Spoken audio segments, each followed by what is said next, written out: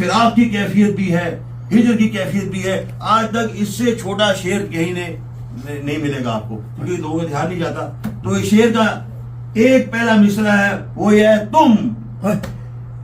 تم اب اس میں تم ظاہر شاعر اپنے محبوب سے کہہ رہا ہے، اور آخری دوسرے مصرے میں وہ ہجر کی کیفیت بیان کر رہا ہے ایک لفظ میں.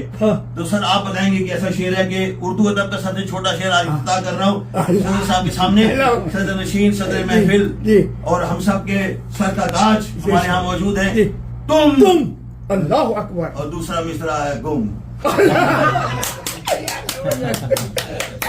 جب تو وہی تعلیم ہے خدا اسے سنے کا پیارا سب سے چھوٹا شعر تم اور تم ساری فراق کی کیفیت. کیا بات ہے یار. تم اور تم یہ نئی چیز سنیے ڈاکٹر صاحب، میری دنیا میں میں نے کبھی نہیں سنی تھی. زبردست یار، ماشاء اللہ، ویری گڈ یار.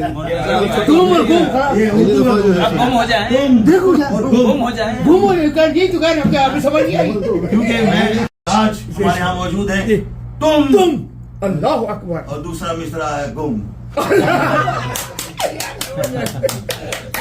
جب تو وہی تعلیم ہے خدا اسے سنے کا پیارا سب سے چھوٹا شعر تم اور تم ساری فراق کی کیفیت. کیا بات ہے یار. تم اور تم یہ نئی چیز سنیے ڈاکٹر صاحب، میری دنیا میں میں نے کبھی نہیں سنی تھی. زبردست یار، ماشاء اللہ، ویری گڈ یار.